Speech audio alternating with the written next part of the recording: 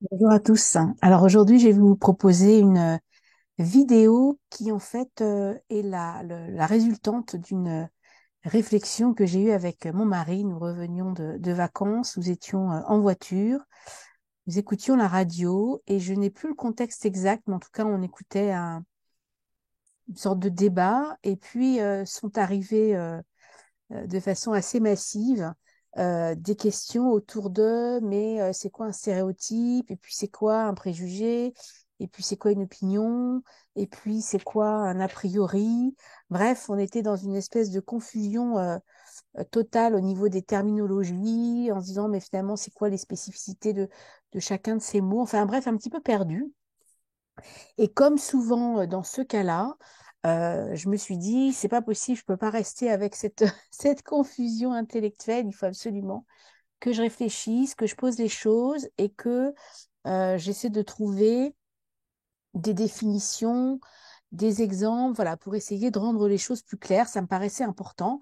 Et comme j'aime partager, il me semblait aussi nécessaire et urgent de pouvoir partager ces clarifications avec vous. C'est la raison pour laquelle j'y ai réfléchi et je suis en mesure aujourd'hui donc de vous proposer cette vidéo. Et donc dans cette vidéo, nous allons regarder ensemble quatre de ces mots, à savoir les stéréotypes, les préjugés, les présupposés et les sous-entendus. Alors, pour démarrer, on va déjà commencer évidemment par le premier de ces mots, à savoir le stéréotype. Alors, pour que les choses soient claires, une définition, un stéréotype, c'est un ensemble de croyances relatives aux caractéristiques, aux attributs ou au comportement d'un groupe social.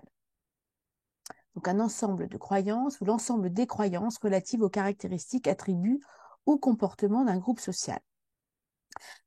Le stéréotype, il remplit une fonction cognitive importante puisque face à l'abondance d'informations que nous recevons, nous sommes amenés à simplifier en fait la réalité qui nous entoure et on la catégorise, hein, on en fait des classes. Euh, Par exemple, on va classer les personnes selon leur âge, leur poids, leur métier, leur couleur de peau, leur sexe, etc. Et on va réduire de ce fait les particularités, hein. Donc, on va être dans quelque chose qui va être de l'ordre d'une forme de généralisation. Donc, les stéréotypes, c'est un peu comme des images hein, qu'on a dans nos têtes, hein, qui peuvent être parfois simplificatrices, parfois rigides et pas toujours, en tout cas, de bonne qualité. Et donc, elles fonctionneraient, au fond, comme des filtres qui se mettent entre la réalité objective et puis l'idée que l'on s'en fait. Donc, les stéréotypes, ils peuvent être consensuels, mais pas toujours, hein. Quand ils sont consensuels, c'est qu'ils sont socialement partagés. Ils peuvent être aussi rigides, hein, donc résister à la preuve du contraire. Ils peuvent être aussi de l'ordre de généralisation excessive. Et puis, ils peuvent être faux ou mal fondés. Alors, vous voyez déjà, premier synonyme que l'on peut donner pour se mettre au clair sur les mots, une banalité, un cliché, un poncif, hein, sont des synonymes du stéréotype. Alors, quelques exemples, j'en ai posé là, exemples de stéréotypes de genre. Hein, lorsque l'on dit par exemple, les filles qui portent des jupes courtes sont des filles faciles, les garçons ont plus de besoins sexuels que les filles, un garçon, ça ne pleure pas, ou les filles sont nulles en mathématiques. Donc voilà pour ce qui est du stéréotype. Maintenant, si l'on parle de préjugés, on parle d'un jugement a priori, d'une opinion préconçue qui porte sur un sujet, un objet, un individu ou un groupe d'individus, voire même une catégorie sociale. En psychologie, le terme de préjugé est généralement associé à une valence négative. On le définit d'ailleurs la plupart du temps comme une attitude négative ou une prédisposition à adopter un comportement négatif envers un groupe ou envers les membres de ce groupe et qui repose sur une exagération erronée et rigide. Comme synonyme, on pourrait citer par exemple un parti pris hein, ou un a priori. Hein. Quelques exemples là encore de préjugés. Le racisme, par exemple, qui est un préjugé fondé sur l'origine ethnique.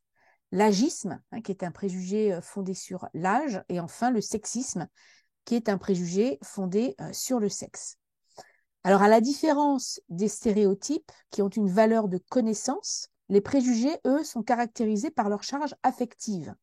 En tant qu'attitude, ils constituent en fait un jugement de valeur simple à l'encontre d'un groupe social ou d'une personne appartenant à ce groupe. On peut par exemple ne pas aimer les banquiers, on peut avoir de l'aversion pour les hommes politiques, on peut être dégoûté par les sans domicile fixe, on peut se méfier des démarcheurs, on peut avoir peur des jeunes qui portent des casquettes, bien sûr. Et donc là, on voit bien toute la charge effectivement affective qu'il peut y avoir. Alors, les préjugés, ils sont constitués de trois composantes. Donc, une composante, on vient de le voir, affective, hein, qui renvoie à une attirance ou une répulsion. Une composante cognitive, et là on retrouve des éléments du stéréotype, hein, qui se réfèrent donc aux croyances, aux représentations et donc aux stéréotypes que l'on peut avoir à l'égard du groupe.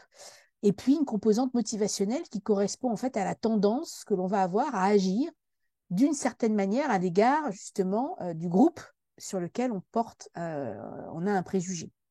Donc les préjugés, ils présupposent obligatoirement l'existence d'un stéréotype. Par contre, on peut avoir des stéréotypes qui ne se traduisent pas nécessairement en préjugés. Donc voilà pour les stéréotypes et les préjugés. Et puis, quand j'ai commencé à réfléchir à préjugés, j'ai dit, mais préjugés, présupposés. Oh là là, c'est quoi la différence? Donc, j'ai ouvert un nouveau chapitre et là, j'ai justement regardé qu'est-ce qu'un présupposé et évidemment, qu'est-ce qu'un sous-entendu, puisque voilà, je me disais, il y a une possible accointance ou proximité, allons y voir de plus près. Alors, un présupposé, comme un sous-entendu d'ailleurs, est un énoncé implicite. La spécificité du présupposé, c'est que cet énoncé implicite, il est lié à l'emploi de certains mots, de certaines expressions ou de certaines constructions. Prenons pour exemple celui-ci, quelqu'un qui vous dit « Nous avons appris ce matin que Madeleine allait mieux ». Donc là, il y a un présupposé, hein, quand on dit cette phrase-là, qui est que Madeleine a été malade. D'accord ? Prenons maintenant le sous-entendu. On est à nouveau dans un énoncé implicite, mais cette information implicite, le locuteur veut la faire passer donc sans que ce soit justement dit de manière explicite pour le coup, et le destinataire doit en deviner en quelque sorte la teneur ou le sens, et ceci en rapport avec le contexte dans lequel s'inscrit la phrase qui est exprimée par le locuteur.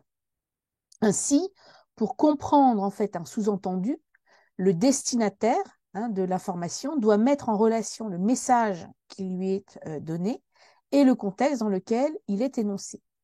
Si je prends par exemple l'exemple cité ici, il est tard. Mais il est tard, ça peut vouloir dire plein de choses en fait en fonction du contexte.